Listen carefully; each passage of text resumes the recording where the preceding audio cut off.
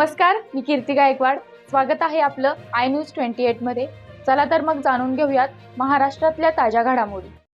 महाशिवरात्रीपासून रेवणसिद्धच्या यात्रेस प्रारंभ. सांगली जिल्हा, तालुका खानापूर, रेवण गावातील श्री रेवणसिद्ध या देवाची यात्रा प्रत्येक वर्षापासून महाशिवरात्री दिवशी आरंभ होऊन 5 दिवस चालते.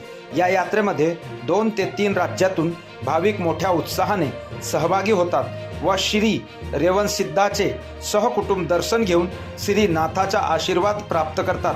त्याचप्रमाणे 2024च्या यात्रेमध्ये भाविकांचा उत्साह बघण्यास मिळाला. तसेच येणाऱ्या भाविकांसाठी सोयीसुविधाची रेवणसिद्ध ट्रस्टच्या वतीने करण्यात आली असून ट्रस्टचे अध्यक्ष यांनी आमच्या प्रतिनिधीस माहिती देताना यात्रेचे काय नियोजन आहे हे सांगितले. सांगली जिल्हा प्रतिनिधी, इंडिया न्यूज 28, दिलीप गायकवाड. महाशिवरात्री निमित्तच नव्हे तर अमावस्याला पण भाविक लोक इथं दर्शनासाठी येत असतात.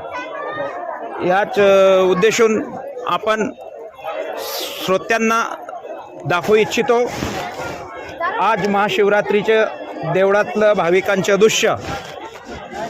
आणि प्रत्येक अमावस्याला याच प्रकारे या देवाचे दर्शन घ्यासाठी भाविक मोठ्या प्रमाणात येतात. आज सकाळपासून या देवाच्या दर्शनासाठी सकाळपासून रांग लागलेली होती आणि प्रत्येक भाविकांनी आपल्या आपल्या स्थितीने कोणी साबूची खिचडी, कोणी केळं असे प्रसाद इथं वितरण करण्यात आले आणि यासाठी भाविकांनी मोठा प्रतिसाद घेतला.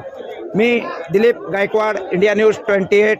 महाशिवरात्री निमित्त भाविकांची सकाळपासून या देवाच्या दर्शनासाठी गर्दी असेल, तरी पण आपण त्या ट्रस्टीकडनं जाणून घेऊया की त्यांनी काय व्यवस्था भाविकांसाठी केलेली आहे.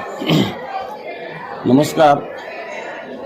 आज सालाबादप्रमाणे श्री क्षेत्र रेवणसिद्ध मंदिर यानाव येथे महाशिवरात्रीपासून श्री रेवणसिद्धांच्या यात्रेला प्रारंभ होत आहे. अतिशय उत्साहामध्ये प्रचंड संख्येने भाविक या ठिकाणी दाखल झालेले आहेत. मोठ्या भक्तिभावाने, श्रद्धेने या ठिकाणी भाविक येत आहेत. या यात्रेवरती नियोजन म्हणून विटा पोलीस स्टेशनचे पोलीस निरीक्षक माननीय शरद मेमाने साहेब यांच्या मार्गदर्शनाखाली चोख आणि पुरेसा पोलीस बंदोबस्त या ठिकाणी तैनात करण्यात आलेला आहे. त्याचबरोबर देवस्थान ट्रस्टच्या वतीने काही प्रायव्हेट सिक्युरिटीज सांगितलेले आहेत, काही स्वयंसेवक इथं आपण दर्शनबारीसाठी नेमलेले आहेत, जेणेकरून भाविकांचं दर्शन कशा पद्धतीने सुलभ करता येईल, कमी वेळात भाविकाला दर्शन कसं मिळेल अशी चोख व्यवस्था ट्रस्टच्या वतीने करण्यात आलेली आहे. त्याचबरोबर येणाऱ्या भाविकांना पिण्याचे पाणी असेल, दर्शन व्यवस्था असेल याची पुरेपूर ट्रस्टच्या वतीनं योग्य ती काळजी घेण्यात आलेली आहे.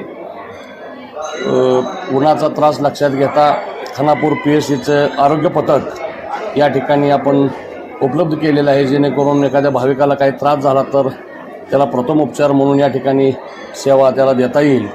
आणि ग्रामस्थांनी भाविकांच्या वतीनं या ठिकाणी खिचडीचा प्रचंड असा महाप्रसाद आज या ठिकाणी करण्यात आलेला आहे. येणाऱ्या प्रत्येक भाविकाला खिचडीचा प्रसाद आणि बाहेरून येणाऱ्या भाविक भक्तांनी फळे वाटप करणे असे विविध अन्नदानाचे मोठ्या प्रमाणावर या ठिकाणी आयोजन केलेलं होतं.